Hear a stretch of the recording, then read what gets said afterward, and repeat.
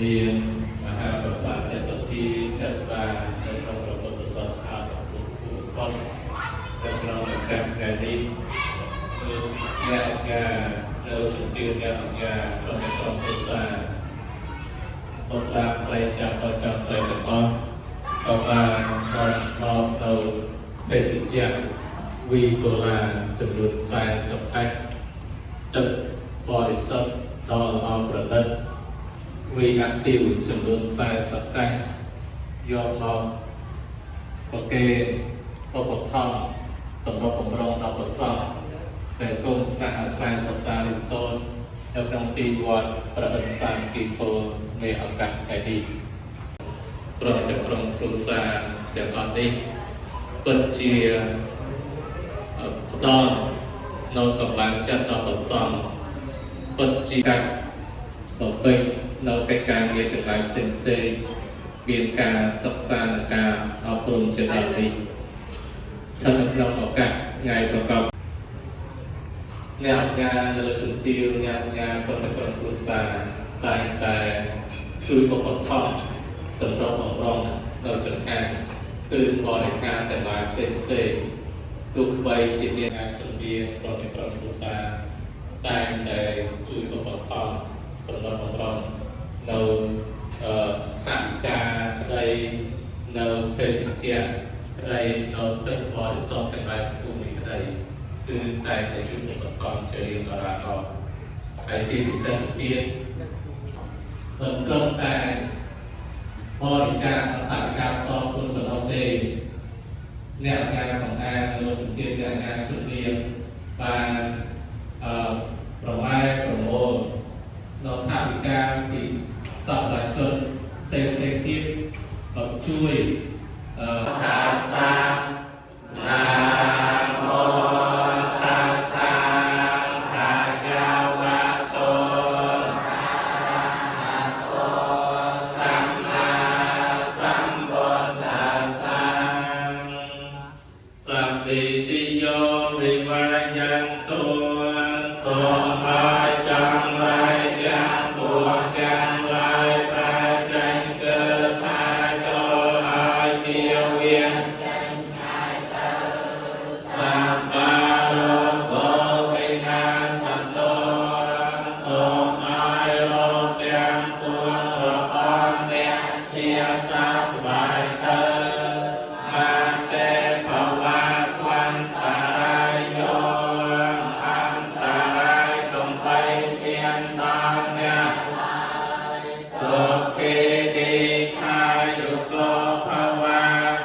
សូមឲ្យអ្នកជាបុគ្គលមានសេចក្តីសុខមានអាយុវែងអភិវឌ្ឍនសិលនៃចង្វថាបច្ចាយិណោចត្តារម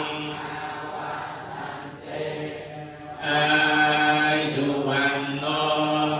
សុខំបាលังភវតុសព្វមង្ក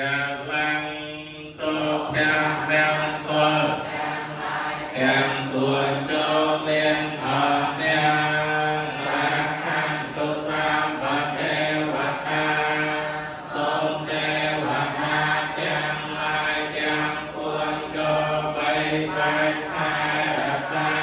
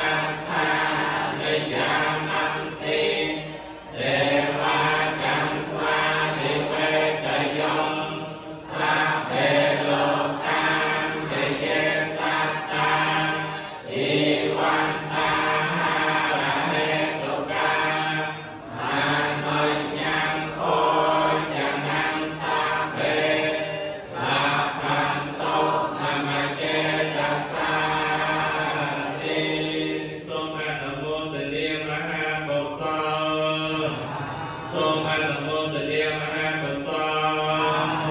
សូមឲ្យអ្នកអាជ្ញាសម្អាតនៅជំទាវអ្នកអាជ្ញាជលៀមក្រុមក្រុមគ្រួសារបត្រាប្តីចាំដល់ចាស់ស្រីទាំងអស់សូមឲ្យសពប្រកបដោយសេចក្តីសុខសេចក្តីចម្រើនគ្រប់គ្នាសូមអនុមោទនា